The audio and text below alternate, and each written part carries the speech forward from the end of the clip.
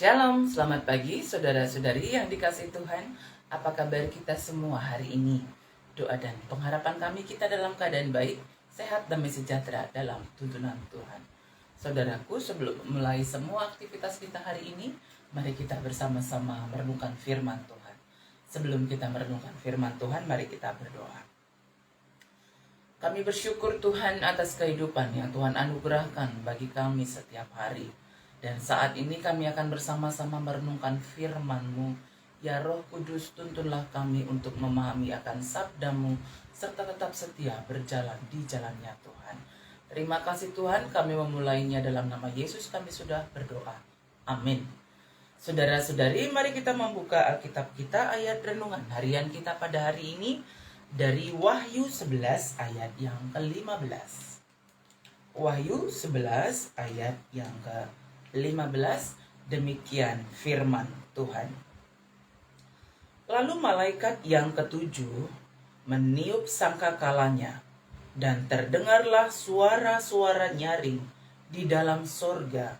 Katanya, pemerintahan atas dunia dipegang oleh Tuhan kita, dan Dia yang diurapinya, dan Ia akan memerintah sebagai Raja sampai selama-lamanya.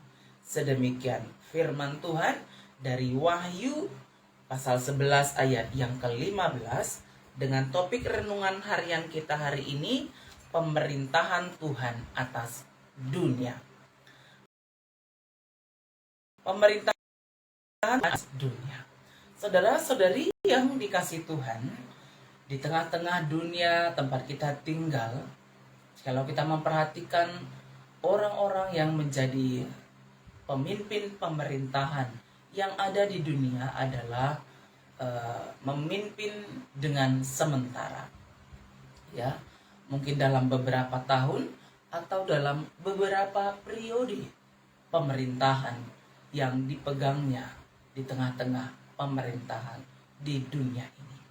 Ini sangat berbeda sekali dengan apa yang disampaikan Yohanes dalam Wahyu pasal 11 ayat yang ke-15.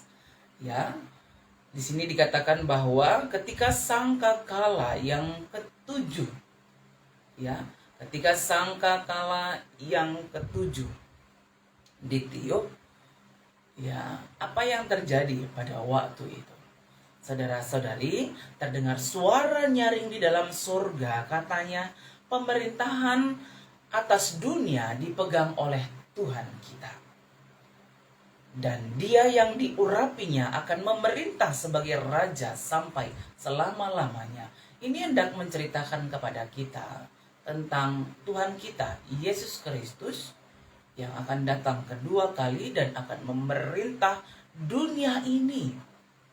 Ya, dan pemerintahan yang dilakukan oleh Yesus atas dunia ini adalah pemerintahan yang kekal, yang memerintah sebagai Raja sampai selama-lamanya.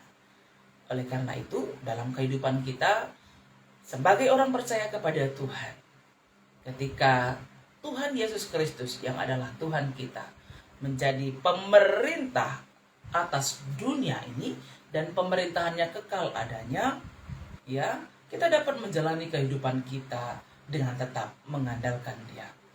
Kalau kita perhatikan bahwa dalam ketika sangkakala pertama sampai ke-6 ditiup dalam Wahyu pasal 8 sampai Wahyu pasal yang ke-9, ya, sangkakala pertama sampai ke-6 ditiup, apa yang terjadi pada masa itu?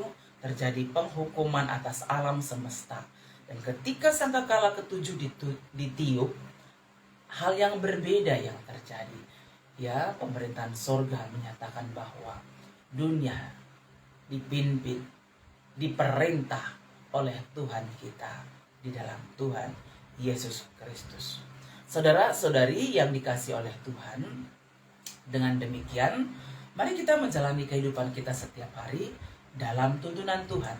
Karena Dia yang berkuasa atas dunia ini, Dia yang berkuasa atas kehidupan kita, Dia yang berotoritas, yang berdaulat dalam hidup kita, karena Dia adalah pemerintah atas dunia ini yang kekal adanya.